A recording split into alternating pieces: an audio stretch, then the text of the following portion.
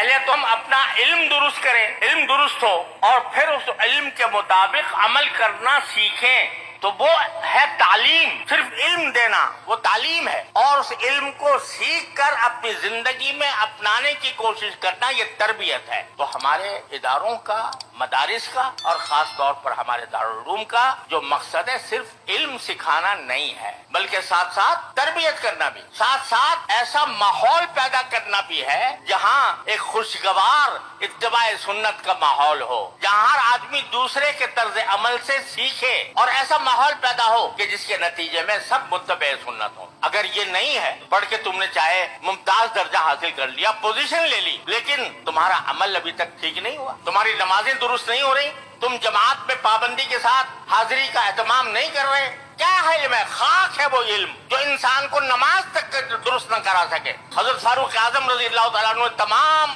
عمال حکومت کو، آدھی دنیا پر حکومت تھی، ہر عامل، ہر گورنر کو یہ پیغام لکھا تھا، موطا امام مالک کے اندر موجود ہے، کہ یہ فرمایا تھا کہ ان اہم اموری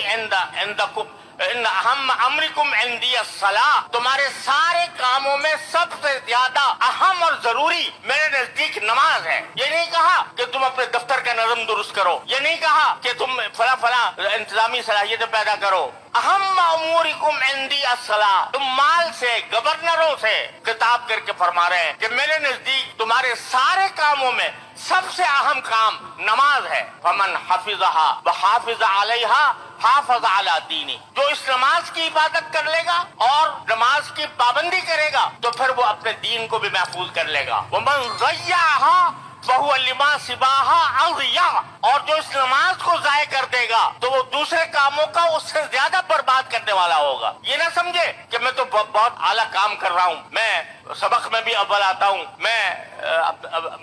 میں اپنے پڑھانے کے اندر بھی اول آتا ہوں، میری تدریس بھی اچھی ہے، میرا پڑھنا بھی اچھا ہے، اور میرا انتظامی صلاحیتیں بھی میرے اندر بہت ہیں۔ کوئی چیز، کوئی حقیقت نہیں ان دوسرے کاموں کی جو نماز کو ضائع کر کے حاصل کیے جائیں۔ ومن ضیعها فهو لما سواها اضیع، یہ کون کہہ رہا ہے؟ وہ جس کے بارے میں نبی کریم صلی اللہ علیہ وسلم نے فرمایا تھا کہ میرے بعد اگر کوئی نبی ہوتا تو عمر ہوتا، وہ کہہ رہا ہے کہ اگر تم نے نماز کو ضائع کر دیا تو باقی چیزیں تمہاری اس سے زیادہ برباد ہوں گی۔ تو اگر ہم نے، آپ نے یہاں علم دین پڑھنے پڑھانے کا سلسلہ تو جاری کیا، اور نمازیں ہماری بے رونق رہیں، مسجدیں ہماری بے رونق رہیں، ہمیں اس بات کا احساس نہ ہوا کہ نبی کریم صلی اللہ علیہ وسلم نے جماعت کی کیا تاکید فرمائی ہے، کہ میں اگر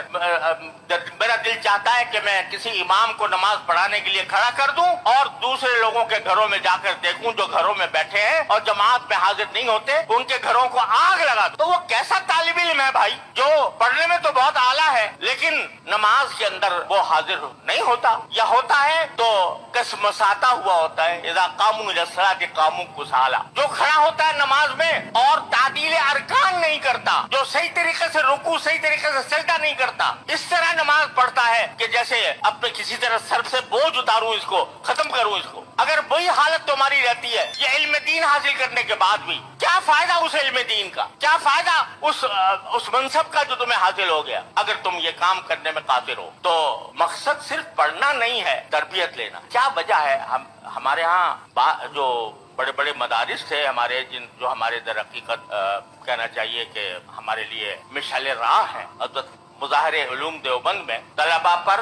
اس بات پر مواخذہ ہوتا تھا کہ تم مسبوق کیوں بنے، نماز میں آ گیا لیکن رکعتیں چھوٹ گئیں، 1 2 3 رکعتیں چھوٹ گئیں، مسبوق بن گیا، اس پر مواخذہ ہوتا تھا، اس پر گرفت ہوتی تھی۔ کیوں؟ ٹھیک ہے کوئی عذر پیش آ جائے، اللہ تعالیٰ نے آزار میں لوگوں کو رخصت دی ہے، وہ بے شک اپنی جگہ ہے، لیکن 3 4 صفحے مسبوقین کی، 4 5 صفحے مسبوقین کی، اس کا کوئی جواز نہیں۔ لہذا یا تو بھائی چھوڑ دو اس مشغلے کو، چھوڑ دو اس نام لینا ہی چھوڑ دو کہ ہم دین کا علم حاصل کر رہے ہیں یا دین کا علم پڑھا رہے ہیں، چھوڑ دو اس کو۔ لیکن اگر یہ نام لیا ہے تو پھر وہ طریقہ اختیار کرنا ہوگا جو علم دین کے پڑھنے اور پڑھانے کا صحیح طریقہ ہے، جو ہم نے اپنے اکابر سے ورثے میں پایا ہے، وہ طریقہ اختیار کرنا ہوگا۔ یا مکن با پیل بانا دوستی، یا بنا کن خان بر انداز پیل، یا تو فیل بانوں سے دوستی نہ کرو یا اپنا گھر بھی اسی طرح بناؤ جیسے کہ وہ بناتے ہیں۔ تو اگر تم علم دین کا نام لے کر آئے ہو، علم دین حاصل کرنے کے لیے آئے हो